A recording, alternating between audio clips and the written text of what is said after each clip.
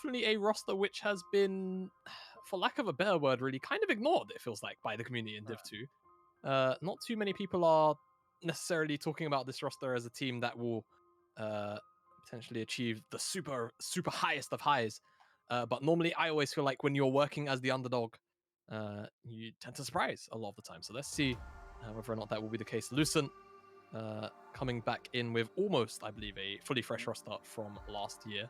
I don't think Fuyu was present, but Fuyu, UK AD carry, definitely very familiar with the organization. But for now, picks bans, they're in. Definitely a couple of strange ones coming out from Lucent, off-target bans. Kassadin, Veigar towards you. To have to imagine Blueben, maybe Mutra plays the Veigar on the bottom side, and Jinx, the only standard ban now, the first four that we've had so far.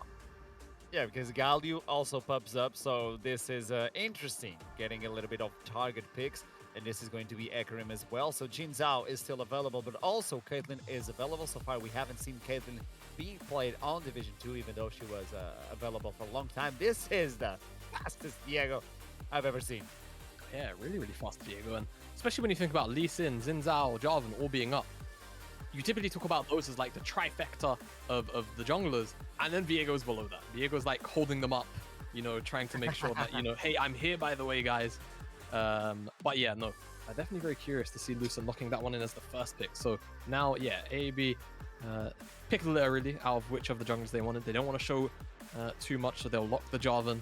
And of course, the AD carry pool is just there if they want it. They could even pick up Thresh here if they want to take away to ensure that, you know, Thresh isn't going to be, you know, flaying the Jarvan out, but it's an Ashe. It's an Ashe lock-in. All right, very, very curious. I think Ashe actually has a very unique position in the meta right now, funnily enough, because in lane at least, she has a pretty good matchup into most of the meta AD carries. She has a pretty good lane matchup into Caitlyn, depending on who you ask, really. Speaking of Caitlyn, by the way, locked in here, finally for Lucent. And she has a pretty damn good time into Aphelios in lane too. So Ashe, definitely, you know, a champion that can be picked, but when you're talking about just picking the other S-tier AD carries, it just makes sense to go down that route as opposed to picking up something you don't often get to see. But Caitlyn here, Karma is all locked in. I think that makes the most sense. But now if I'm AAB, I want to just lock in a kill lane. I want to just grab a bunch of setup. I want to go Norlis. I want to go Thresh. I want to go Leona. Well, maybe not Leona because you've already got the Ashe, so you don't want too much cleanse value. So I probably want the Thresh, or I want that Nautilus to give myself more hard engage and more setup towards the bottom side to shut down the Caitlyn. The bot lanes are picked, junglers as well, and mid lanes are still available. So probably will we see like a thinner mid lane pool, and people are just going to spend more. If I had to guess, I feel like Twisted Fate might not make it through this pick ban, this second ban phase, and just a bunch of priority mid laners, if anything, unless there are some very, very niche picks that need to be removed away from some of these players here in these last 4 bans. I expect it's going to be priority mids, Twisted Fate. We shouldn't really see too much else. Corki, there you go, as another sort of just, you know, plays itself mid laner, and Gwen finally going to be removed. A sigh of relief leaves archery. Yes. As, I feel yeah, so comfortable. it's been a game warping pick so far today, and I wonder if that ban comes in after seeing the Gwen games today, and just saying, you know what, maybe we don't want to give this one over. As a final ban should come in, could really be anything. Again, both these teams have locked in both the same positions, so there you go. Victor will be the final ban. Mid lane pool has been devastated. They have to dig deep to see what they can bring into the mid lane. I don't know if they want to save it and get the top lane advantage, or if they want to do the other side. Yeah, I mean, I feel like if you're AAB, if you play something like Ori could be pretty good here. Give yourself a lot of utility, give yourself the magic damage profile, lock in, but it seems like AAB rather take the set here. It still technically works as a flex, right? TF is still open as well if, you know, Lucent now with this Karma Lux, Caitlyn Karma, there you go, got there in the end. Want to sort of have this additional immediate cheat the mid lane wave and play for dives because we've got so much poke. It's still definitely there if they want it. But with that set locked in, it does get a little bit difficult to lock in a pretty consistent top lane matchup. Mundo is definitely a pretty interesting one because, I mean, AAB, they don't really have a tank killer right now. You have Set. I mean, that's the only scary thing is Mundo being thrown back into the rest of the team because he does, you know, health stack. Definitely a bit worrying, but I feel like this lane is actually pretty comfortable for the Mundo. In the early stages, yeah, you can get away with murder in this matchup. You'd actually be kind of surprised. Once you hit level passive. Yeah, once you hit level 6, once you hit level 6, it's actually a relatively comfortable lane. It's definitely very hard level 1 through 5. But if Karlsruhen is playing for scaling, then sure. And Lucent just says, I'm noticing a pretty big lack of engage. I'm going to lock in the Vel'Koz. All right. Very interesting drafts here. I don't really know what to make of it, though. I think AAB definitely, if we're talking about execution, have the much easier composition to execute. I think a lot of the ultimates play themselves. I think the scaling is very, kind of written in stone, right? Vel'Koz definitely spikes up boots plus 1 item, but it just continues to scale the longer the game goes on. His damage does not really fall off on Ashe. As long as you're using Ashe for the ultimate to try and pick off whether it's the Viego, the Karma, the Caitlyn, doesn't really matter. You're always going to get value out of that, and it's always going to be followed up by the likes of the Nautilus and the Jarvan. So that composition plays itself. Lucent, however, it's more about the individual matchups and trying to snowball. If you were to ask me, I think the top side matchup, you probably have to leave alone. Let Gunkus do whatever he wants to this Mundo up on the top side. You play towards that 2v2 in the mid lane. You try and snowball Syntax on the Sylas, and you try and make sure that, most crucially, Zimba and Fuyu get as isolated a 2v2 in the bottom side as they can. And also giving all these ultimates towards the Sylas is going to be devastating as well. You can steal the Cataclysm, you can see the ultimate from Vel'Koz as well. Stat, you can pick someone and go in and probably get access to the backline, or even engage with the Ashe, or even with the Nautilus. So he has a lot of ultimates that are going to be so useful if they want to get a big team fight. So I think this is going to be a bloody match. And what a better way to end the first day. Yeah, what a way to end the game, the day than a Vel'Koz Mundo game. I loved it too. I'm glad to be back casting some Div 2 because I've missed it. I really missed it. And here we are, final game of the day. We're on the Rift.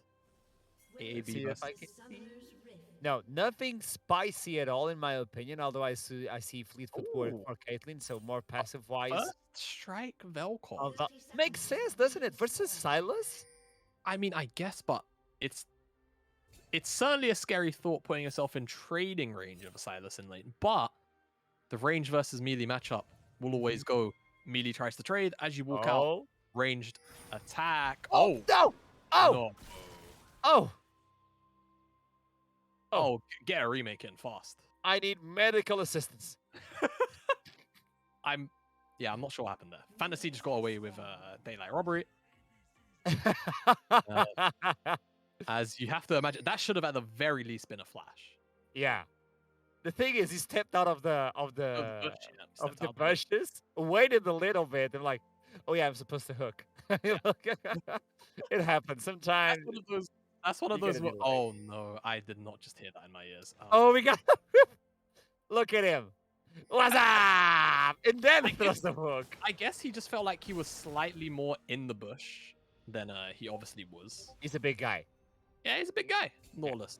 Also, advantage for AAB because first strike was procced, so at least 7 gold. Ah, yes. Late game. Gold difference. First strike. Yeah, definitely interested to see how much gold the first strike does produce over the course of the game. Because, again, very much more used to something like the Comet, or I don't know about Airy, but yeah, indeed. This is a very, very spicy way to shut down the Caitlyn Karma. Just gank it level 2. We've seen it before. There we go. Flashes in, gets the Glacial Augment. He doesn't even want to give the assist, and that's the first blood kill secured. Okay, Bobus. Bobus, what do you mean? He waited. He could have given the flag way earlier. That was literally a 2v2 kill, and Bobus just came in and was like, mine. That's... I worked for that. But okay, Fantasy does the correct thing, sees Jarvan Sharp on the bottom side, and does come and take away some jungle camps. The issue is that his own jungle camps are still on the bottom side. However, does have a pretty clear path into ganking Blueburn, so that will be a thing, and unfortunately, does actually out. Yeah, without using flash. So Fantasy is just going to be up a jungle camp, a little bit behind on maybe clearing, full clear top to bot, but at the end of the day, it's still going to be up a camp. Also screwed with the spawning of Bobus's camps too, so That Reps camp will stay level 1 a little bit longer. But for now, Luben is, I mean, he's getting the best of Syntax in this lane 1-1 right now. Winning out on the Sustain War and winning out on the CS lead too. It is obvious because you want to help your jungler on the Scuttle fight. And finally, oh, there we go. This is going to be the channel now. June is not going to use that into his advantage. He hooks in the Scuttle. I think it went for Caitlyn. Yeah. This is the payback. All right, Caitlyn died. She gets the Scuttle Crab. I think she makes up for the... Maybe, who knows? All right, almost had a full-blown skirmish for first spawn Scuttle, which isn't even old Scuttle anymore. And now, Jarvan, he wants the return gank onto the bottom side, but Fantasy's right here, so he can match this one. Ooh, okay. Just wants to force away. I feel like maybe in that kind of position, you can maybe force a little bit more out of Bobus and the rest of AAB, but maybe they don't want to flip the 3v3 at this moment in time, just because it's a low risk play. So they force away the Jarvan. I think that's cool too. And for now, things should go back to a little bit of peace and normality. However, you never know. With drafts like these, when you've got something like the Dolcos and you've got something like the Mundo, and Bobus being so willing to try and throw his body at these lanes. 16 CS at 5 minutes almost. Now we finally get the chance to look into the top side, because the Scuttle is still sitting idle in the middle of the river. No jungler went in to actually decide that the fate of that Scuttle. But on the top side, though, I do see a big wave collapsing on Gunka's top turret, which allows the Jarvan to gank if he wants. But there's a disadvantage in terms of farm in favor of the Mundo before the level 6 that you were talking about. Yeah, so I'm really curious to see what's going to happen. Yeah, so I actually had a conversation about this very specific matchup not too long ago. Because there was a bit of a debate between some players that I speak to in the scrim set, where top laners were basically saying, look, Mundo gets absolutely run over in the first 5 levels in the set lane, but then set can't really do too much once Mundo has access to the level 6. But then there was also somebody else saying that Mundo absolutely destroys set in lane from start to finish. And there was a bit of disparity there. And eventually we landed on, yeah, set definitely should have the advantage in the early levels, but as soon as that level 6 comes in, it just becomes hard for set to really have consistent kill threat on the Mundo. So the agreement was whatever happens late game, or at least like at post level 6, it's Mundo's game. Yeah, at post level 6, it's all about what Mundo starts to do. Because Mundo doesn't really have much of a threat posed towards himself from the set, in most cases anyway, he kind of gets freedom in lane to either sit there and farm and scale up, or take more aggressive trades because he knows there's not really any 100-0 lethal threat from the set, or he just roams. It's really up to Mundo in many cases. And also, I like the extended look up on the top side because Mundo is using the Mundo skin, and anytime I see Dr. Mundo picked and it's not Corporate Mundo, I get very, very upset. What if you don't have the skin? It's TR. Everybody has the skin. Okay. Yeah, okay, I got checked. Yeah. Meanwhile, the mid line, Salas is not having a happy day, which is really ravishing for the Velcos. Obviously, those Velcos players, they're not usual. So when you see someone that actually knows how to play that champion, you realize that your math teacher was right, that you need math along the life. Yeah, and first strike as well in the lane. It's going to stack him up quite nicely in the gold department. Even if it's just, 5 or 6 to like 10 gold at a time. You even saw, I think he procced for something. I think it looked like about 10 extra gold on a trade or something like that. That stacks up over the course of... so there you go, 65 gold so far. It's a siege minion. It's a siege minion. He's literally up a whole cannon right now, which it's not, the craziest amount, but it's about those later game stages where you get this massive burst of first strike, and then you just get an extra 300 gold off a kill. As here we go, trying to pick on this Mundo. Ultimate is procced, the flash is also in. That's the dredge line. No one believed in him, so he takes the kill for himself. Yeah, there you go. No one thought. I mean, did you see the red buff hook, Archer? But yeah, finally Mundo does get picked on, and like I said, Set himself doesn't really have too much kill for it, but he does still have the setup, the ability to remove the spell shield passive, and then ult in a certain direction. In this case, doesn't even need it. Just the CC from the Jarvan and the Nautilus is enough. The issue with this roam, however, is Fuyu and Zimba get full control of the bottom side. They're going to strip off 2 plates. They're going to leave it at 2 and return away. And I mean, look how much CS Mutra missed for this room. Now, it can definitely be made up with the Rift Herald, but you're still talking about already 320 gold plus all of the XP and gold missed from the minions. They've got to be quick if they want to keep that Caitlyn and Karma down. This is what you don't want to... Oh, Mutra is in jeopardy because this is going to be a massive burst. Q is there, heal as well. Mutra now has to go back. This is more plating coming into the pockets of Caitlyn. Like, the idea of the Caitlyn is getting a lot of plates, and he's getting it. Yeah, exactly. It's definitely a... Sometimes people don't always get the full concept of what you're supposed to do with Caitlyn. Artrim, you summed it up pretty much in one sentence. Move the Caitlyn around, get plates. That is Caitlyn's job in the first 14 minutes of the game. You get as many plates as you can.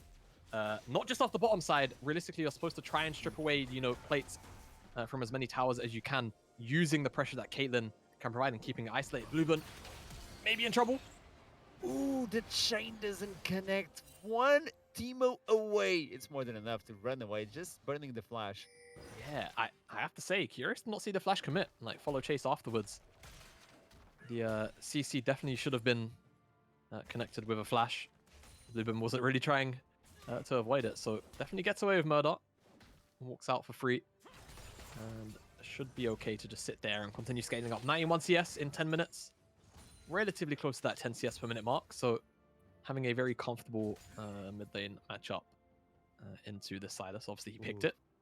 And Vel'Koz, a lane where, if someone's playing Vel'Koz, it's because they know how to play Vel'Koz when it comes to competitive games. And it's really hard. When you get the live form disintegration Brave, which is like the easiest name to pop out. Thank you, Riot. Like first strike, and if you had the entire team, true damage-wise, you're going to cash in heavily. That's like 300 gold, even without a kill. Exactly. So that is the strength of first strike. It's it's nice to obviously stack up the gold in the early game, but it's actually more about what it does in the mid game for you and accelerating your gold income. As potential eye up here from AAB. If Fuyu steps a little bit too far forward, depth charge is available. A lot of lockdown can come through, but Flash and Cleanse will make it difficult on Fuyu. Respecting on this low stacking wave, but he's walking closer and closer. But he really knows. Yeah, he's going back. This is really great game sense from Lucent. Just to recognize some of the posturing from Tun was a little bit too aggressive, and yet Bobbas just gives up on it. He says, all right, I'm not going to make this one work. And there's something happening in the river. Bluebun needed a little bit of assistance. And this dragon is also up. So there's a lot going on here on the bottom side. They're going to break this slow push and maybe look towards the mid lane as Fantasy. Oh, here it comes clean. It's on the jungler. If they're able to connect this kill, this is more than enough. It's going to be Bobbas with the kill. Another siege minion, by the way. He got 65 gold from first strike alone. And they get an additional dragon. So this is a major victory for them. Yeah, but everybody used their ultimates. So Lucent are actually eyeing this one up as a fight afterwards. That was 4 ultimates for 1 player. And they've even brought Mundo down here. The ultimate from Nautilus is going to knock him up, so they know they can get this kill. Unless Empowered Recall is more than... No, he's back! It's back again! Leave us alone! 3 out of 5? Come on. Man. Okay, by the way, yes, Sandwich Servants. That's a good combo. Yeah, and also is maxing the Q. I'm pretty sure that does help out. Yeah. As well, and that's just gonna be the whole tower. Without the Herald. Yeah, where did the Herald go? Oh, okay. Mid lane. Answers my question. This was my setup, Perfect timing. Herald looks like it was about to time out, so Bobbas just has to drop it in the mid lane, and it does give a lot of time to Lucent to respond. See if they can stop the charge from coming through, but you imagine there's going to be a bit of chaperoning as, oh no. Everybody collapse on the Valkyries. So the Herald just goes through, doesn't even care about the fight. So this is additional gold for Bobbas as he smacks the turret once, gets another claw in. He didn't care about that, but like, okay, you guys are fighting, yeah, see ya. Well, Herald just like, never mind. I'm good, guys. I'm going to go do my job. You guys headbutt each other or something. Bluebun drops to the initial gank. Unfortunately for himself, doesn't end up picking any of that plate gold, so not the benefactor of that one. Should have all gone on to Bobbas. look at the farm though in the mid lane. It was supposed to be like advantage of like 20 to 30 to Yeah. Vel'Koz, and they tie it up, and he gets an additional kill and no plating in. This play of the Herald cost him greatly, and this is what we always talk about. Yeah, look at the gold. They're pretty much even. We talk about this a lot of times. Herald being used in the base is a dead giveaway of how to respond to it. Yeah. Absolutely. Just gives you so much time, right? Like you say, it's a dead giveaway. And the Herald play also did cost ABB basically the entire bot lane matchup. As you can see, the CS differential between the AD carries is absolutely monstrous. And Ashe pretty much going to be relegated to being a ultimate bot, which is fine, but you definitely do want a consistent form of AD damage coming out from your AD carry slot. AD carry role. Looks like we'll just get Lucent resetting here. That's going to be the Gale Force on Fuyu. And a lot of core items being finished up here, actually across the board. For AAB, it's about the top side. Gunka's got all of those tower plates, whilst Castrulan went and roamed towards the bottom side for the dragon fight. And Bobus as well. 201, so has his Gold Drinker finished up. Everfrost for the Vel'Koz. And of course, like we said, Gale Force, Divine Sunderer, and that Sunfire Cape. So items are in across the board on both sides, but I think at the moment, if Lucent can play around their Caitlyn lane, they should be okay, but honestly, Jarvan, Set, they're so powerful that if they are ever together in a pairing, I just don't think Lucent can hold on to each other. And There's a big reveal. Unless they want to just dive in, Bockus is not capable of following that on. And Bobus just gets demolished. There we go. That's the advantage of all the plating. What happened? Well, seems like Syntax found Mutra there. Ashe really hasn't been having a great game. And it's not really much the fault of the AAB AD carry. It's more the rotation up towards the top side to secure the Herald that kind of yielded that Caitlyn lane entirely.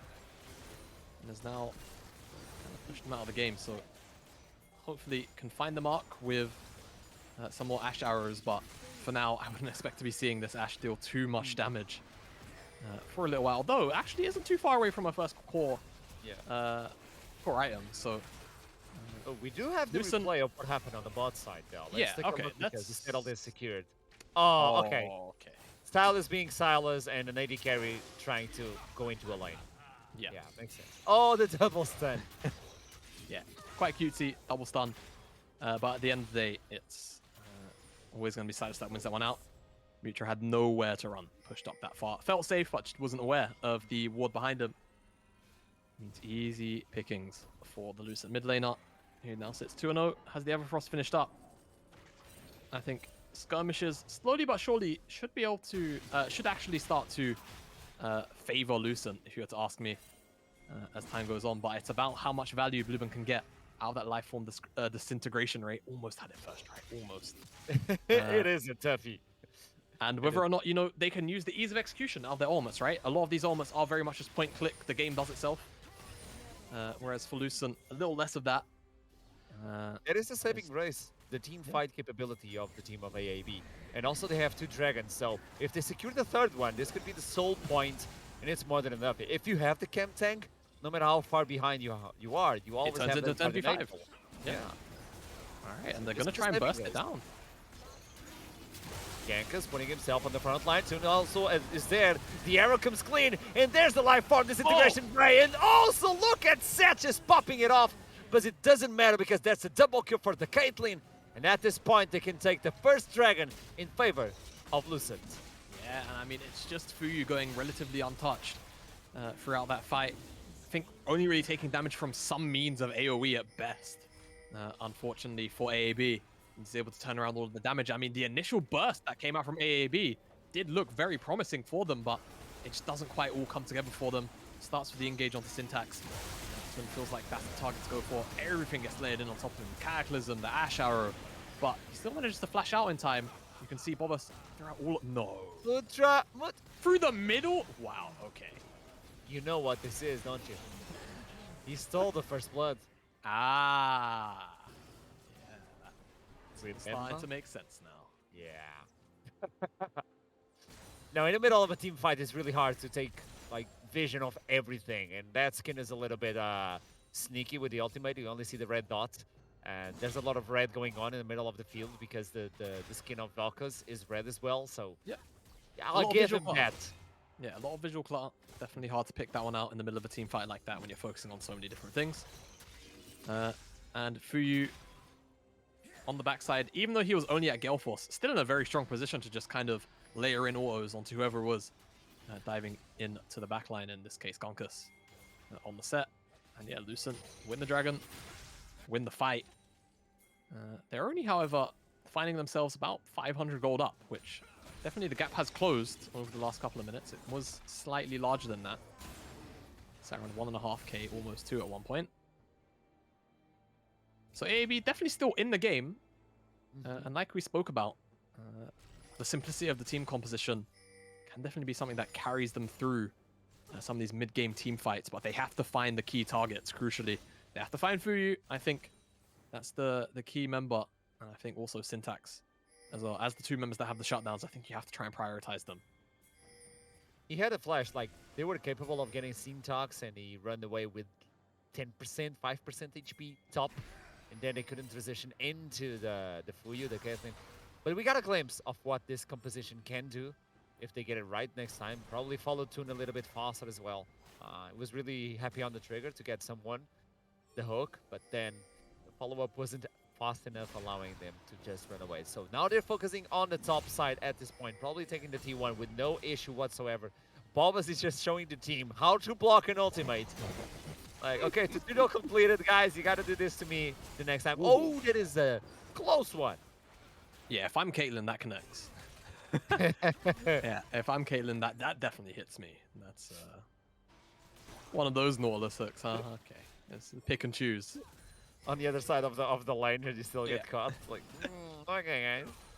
Yeah, on the opposite side of the planet, and Nautilus hook still just drags me through the center of the earth. Like, but yeah, like you said, it will be the case. So I think for the next 2 minutes, now that Baron has spawned up, both these teams should be relatively lax.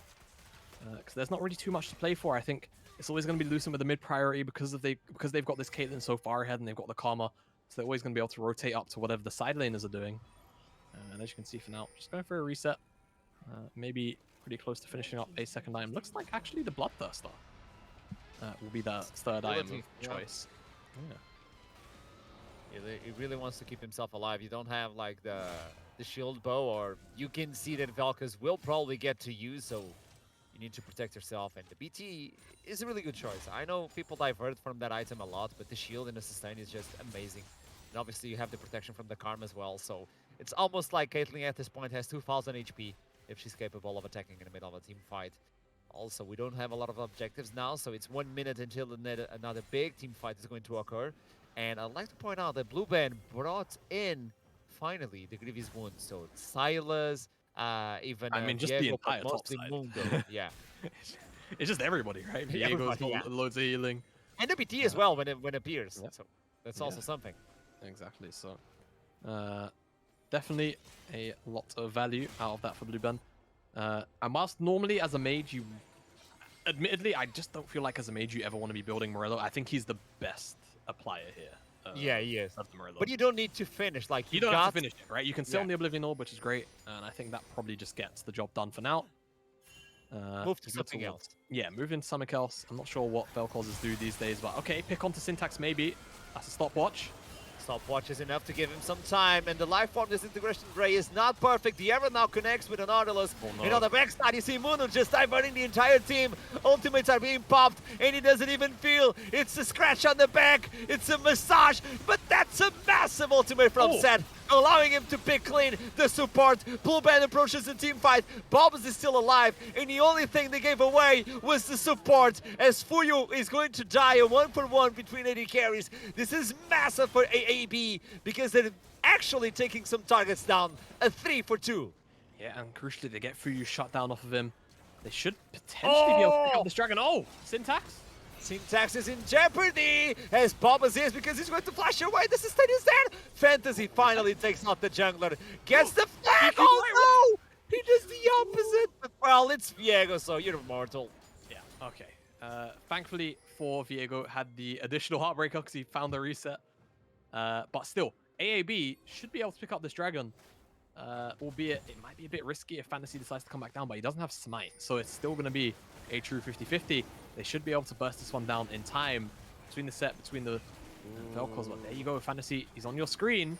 But without Smite, I don't know if it's going to scare AAB off. It looks like, yeah, they don't know. They don't know that he doesn't have Smite, so they're playing really cautiously, and it's actually giving Lucent and Fantasy enough time to get this cooldown back. Oh, the Ashe approached, but it's still the steal. He didn't have Flash, Smite, but he still got it. Well, they trade the life of him for something that's his biggest objective. Here comes, oh, Silas gets a knockup on the Velcos. He is dead, but meanwhile, it's a double kill for the set. He's just popping it off with the Conqueror, but now Toon is left alone. Here comes Bobas, gets a knockup. The Ashe is just crashing the back of Munu again, finally getting the kill, but she won't be able to fight anymore, so they have to back down, even though they lost the objective. Bobas now using the flag and then the drag. This is the way. Stop blocking me! This is what Ashe is screaming. He wants to fight it off. Bob is just buying enough time for him to run away. And they got the second chem tank, Jamada. Yes, they did. They got the second one. Feels like daylight robbery. There you go. 6% increased damage against enemies with more current HP than you. Oh, I actually... Okay. I remember I was asked what Chemtech Dragon did on the first day of the NLC, and I definitely said not that. So... Oh, what did you say? I said I was pretty confident it gave you more more damage the lower you are, but I think that's actually part of the soul passive. I could be wrong though. Or it was definitely some... Alright, it wasn't that. I definitely said not that. You said something. I said something that wasn't more damage against tanks. Or more current HP than you anyway. And yeah. Lucent, they've got the double buff of the Chemtech Dragon, so 2 away from a potential 4 stack on that one. What an absolutely messy... I mean, I wouldn't even say fight. It was just a sequence of fights back to back. Where now both these teams... I mean, it actually leaves AAB, believe it or not, with a gold lead of 1,000. After Lucent have had so much control on this game. They still definitely do. But now this is where things get a bit tricky. When you talk about there being no dragon on the map, and you talk about having to control this topside jungle with all this chem fog for 3 minutes. If either of these teams decide to check into each other, we've seen how willing they've both been to just kind of press their go buttons and scrap. Ashe is still looking to deal damage to anyone. Along with the Lord Dominic's regards, this is a good item to deal with that Mundo. The Bramble Vest is also demoralizing for the Ashe. Like, she's trying to get the sustain with the shield bow, but he's going to tank her so much. I think this Lord Dominic's might be enough to actually get the scales going on for the Ashe. Even though you have the Spirit Visage, you do have the Grievous Wounds from the Orb of Oblivion. You also have the Grievous Wounds now from the Bramble Vest on the Jarvan as well. So a few answers are being put on the table by AAB versus the dominant team that is Lucent. And the Mundo pick that is working so well. Yeah, score definitely doesn't indicate how much impact Castrillon is having in these team fights. 0-3-6. Definitely not the case. It feels more or less like he's 3-0-6, if anything. Yeah. Really has been a wall for Lucent, really, and has been a massive distraction, especially to allow Fantasy and Syntax to kind of go wild in the back line of AAB. But definitely as well, credit over to Gonkus and Bobus. I think they've been having very strong engages to try and facilitate Blueburn as much as they can. Still waiting for Mushra to, truly come online. I think whilst, yes, the Lord Doms, in theory, it's good. Normally, you see those one-hit builds of Gwynten, the Gwynsus, and now Gonkus. This is not a Gwen. Yeah. Insta-proc on the W, but it's on your back. Oh my Wamo, Shinderyu. Gunkus is alone, gets the ultimate, but it's not enough. The Caitlyn is there to get the shut down. And now what can they do with this kill? Unless you go to the Baron, which is really hard. You gotta kill. No amount of Jojo will save you from that 1v4 on the side of Gonkus and Set. So, Lucent, they find a nice pick. That might just be all they get for it, really. It did have a shutdown attached to it, so it still definitely feels very nice to pick up. So all in all, can't complain. But it still leaves the map pretty much in the same state that it was left before and after that pick. It's just going to be about what the setup actually is around this dragon. Fuyu and Zimba basing 30 seconds. I think this is a bit of a sin. I think even though I mean, I feel like they're in a position where their team will probably still, Lucent, get priority towards the river. But you can already see now that they're not actually on the map and towards the mid lane, AAB, albeit they may not be entirely aware to it, can just get complete control of the river. Though now that the wave is here and back, they might feel a little more inclined to deal with that first. But for you, Zimbot, they're here, but the issue is now AAB should, in theory, have priority into the into the river, and they do.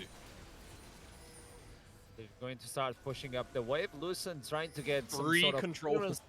They got the control of that. All right, that Boy, rush is you know in that. control. Okay, Dragon is getting fairly low. Fantasy is passing it. Heartseeker. Oh, but he picks him up! Delivers him on the back line. The W from Gunk is going to deal so much damage, but Castrulan finally gets brought down to his knees. Meanwhile, the Ash Arrow is on the enemy team. Toon gets blocked by Bobbers. Finally, someone blocking the ultimate from Caitlyn. And at this point, it says 3 dragons in favor of AAB, but the problem is, Lucent are already looking into the T2 in the mid lane.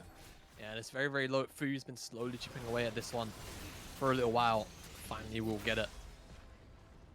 I mean, AAB, though, they get away with it. They get away with that dragon. They're 1 away from Chemtech Soul, and honestly, if they can pick it up, I think it makes Lucent's life a little bit too hard, genuinely. I'm not too sure if they'll be able to keep up with a full-on Chemtech Soul. We'll have to see if it happens. I mean, if it happens, it happens. Can we But get I a feel replay like- of that fight? Because I think Gunkos was the MVP of the fight at the beginning. Yes. Picking I up the think enemy so, too. jungler and just go away. Yeah, and Please. just the way the interaction worked as well, it seemed like it... I don't know, I felt like... We'll get the replay and I'll explain what I feel like I saw. So I think the cast of the R, it pulls him out of the Heartbreaker entirely. Because I thought that Fantasy was in the pit already. Unfortunately, just the way the interaction works, Gunkus just pulls him out of the air. Despite the unstoppable status. I guess when unstoppable meets unstoppable, something has to halt. And in this case, You're it was telling me that Fantasy. JoJo is... I don't know, I'm not... No, don't do it. I'm not. Did you end up voicing anything in JoJo? I think you said. Oh no, we never did JoJo in Portugal, sadly. It is one of the highest animes in Portugal, but we didn't voice that one. My dream was to be Dio, but okay. Yeah, so I mean, to be fair, who knows? Who knows? In the future, maybe it happens. I hope so. Never say The never. Japanese one, not the... No. The Japanese one's it's done and dusted, unfortunately. So, looking into the items, if you see the Titanic, that is a massive upgrade also for the set. The damage is going to deal, especially on the split push. It's going to be hard to keep up with Gunkus. He can split push, he can deal a lot of damage on a team fight as well. Meanwhile, Mundo got deleted on the team fight, as we saw not only the Lord Dominix, but also the true damage coming in from Vel'Koz. But you have to put all the AD carries, all your carries on that specific target to actually get something out of it. Yeah, and that's the thing. In the mayhem of what these fights have typically been, you're not seeing all of the damage being funneled into the one target of the Mundo. So, it was a bit of a dream scenario for AAB to just immediately remove Mundo from the fight. It's more about will they get the opportunity to do that again. So if they can, then yeah, the fights get a lot easier. But if the damage is split and then, the... I can't remember what the ultimate's called now, because it's no longer sadism. It's something else. The ultimate Mundo from ultimate. Mundo. Yeah. I'm I'm being schooled. Maximum dosage, yes. The maximum dosage. There we go. Yeah. Once that healing starts to come in, if you don't burst him, I mean, it's gonna just stack up. It's gonna be really obnoxious. It's like working with 2.5 health bars. AB, they'll have to burst him down. I don't think they'll get that dream scenario again. Well, he was alone. Meanwhile, Seth was dealing with the backline. So I believe both top laners have to sacrifice themselves in order for the greater good. And there we go, the card. Yeah, I love this skin. I was so happy when I saw it reworked and he was in the damn car. It's just... It's so silly. Ah, it's lovely. It is lovely. It is not the Gwen skin, No, it's not the more- Cafe Cutie skin. Yeah. I don't know what to say. Okay, Neither do I. Hurricane, Yeah. but also the Revenant's death cap for the Vel'Koz. At this point, I believe Vel'Koz is He's the on. perfect last cannon. Yeah, I think so too. And there's not like a crazy amount of ways for Lucent to access that backline. A very long-range backline at that as well from Mutra. So if AAB, yes, can find the engages, great, but they also have to do a job of making sure Blueben can put out the consistent spell rotations and making sure that Mutra is in a position to actually get those auto attacks in. to ensure that, you know, they can have a successful fight. Because yes, it would be nice to remove Syntax, or it would be nice to remove Fuyu from these team fights, but you need to keep your carries alive too, in this kind of game where you've got so much frontline and so much healing. It's tough one as both teams are now setting up for the Dragon. They try to lock in on the Moon though. Bobus is going to get demolished. Obviously, Fuyo with free damage uses top part here to Caitlyn. That is a death sentence. Now they're trying to go back, giving some time for Blue Band. I think they're going to give away this Dragon because they don't have the jungler and they don't want to fight this. Yeah, that was a very peculiar engage. And now Lucent should just get this Dragon. And that's going to mean, well, soul point apiece. And that's a very scary prospect if we see both these teams kind of just stalemate till the next Dragon again. No Baron's been picked up. Is going to be used. There we go. Gunkus is going to get caught. The W is procced if he wants to. But Fuyo is alone on the backline yet again. They're not dealing with the Caitlyn. But this gives enough time for the Falcons to just go ham. And the Muno is away. Gunkus get demolished again. It is Zimba with the kill. Look at Fantasy trying to get on the right side, but he's not capable of doing so. Meanwhile, 3 Dragons are stacked in for both teams. But on one side, it's percentage damage. Yeah, it's a lot of percentage damage as well. Oh boy. With those 3 stacked up, it's actually kind of a lot of damage to think about. It's 18. Those are old dragon. Do you remember the old dragon numbers where each dragon would give you like 10% AD and AP, and that's actually a lot considering a scale. That's kind of what the Chemtech numbers kind of remind me of. That. No wonder they're this thing. The older Inferno Dragon, which was like 8%. It was like 8%. Yeah. It was really silly how much extra. But they nerfed the dragon. We're like, but what if we bring him back and give him a new name? Yeah. No one will know. No one doesn't look suspicious. They know. So yeah, honestly, credit though in that fight to Gonkus for almost killing Fuyu. And I think crucially, now that Fuyu doesn't have sums, if there is no fight until the next Dragon, great. If something breaks out before then, however, he is a bit of a free target for AAB to try and knock down. And like we've said, Caitlyn's positioning so far throughout most of these team fights has been relatively stellar. Very hard to actually find a way in, even with the likes of a Jarvan in the game. It feels like Fuyu has very rarely been caught out inside of team fights themselves. But now without that flash, that small window of opportunity opens up for AAB to maybe sneak in. They're going to have to find it. Lucent, however, with the Chem Fog, just using the ability of Fog of War, basically just say, we have control of this area for now. Come and face check us if you dare. We are reaching a point where any team fight can actually mean the end of the game. If a tank survives and one of the carries survive as well, you can demolish the entire enemy base. Doesn't matter that on the mid line you still have the T2 to deal with the timers. The death timer is going so big at this point. And yeah, pretty much Caitlyn in terms of running away with the lead. 322 minions. Almost a Flame Horizon versus the Ashe. Well, ever since the beginning of the game that Caitlyn just popped off as soon as she got those plates. Yeah, I still feel bad for Mucha for the early game. It was really thrown to the wolves, honestly. They did get the Herald AAB, and they did find the kill on the top side, and it did definitely propel Gunkus into a very substantial lead. But man, throwing your AD carry under the bus like that in a meta like this, it's risky business. Risky business indeed, and you can see it's definitely bitten them in the backside over the course of the game. Yes, they've stayed afloat and had very competitive team fights, but I think that's been more at the promise of, you know, or the praise rather of Bobus and Gunkus with a lot of their dives and a lot of their re-engages or follow-ups from Tun's engages as well.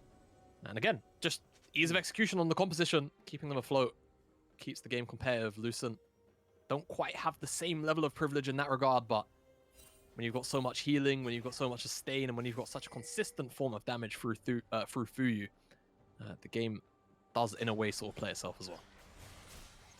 When you have a Silas just enjoying these ultimates that he's eating, the Ashe ultimate follow-up, or to just start up those fights, or even the Nautilus to get someone. We haven't seen the Silas using the life form disintegration ray. I'd like to see what happens, or even the showstopper by the set, which I would prefer to call Road.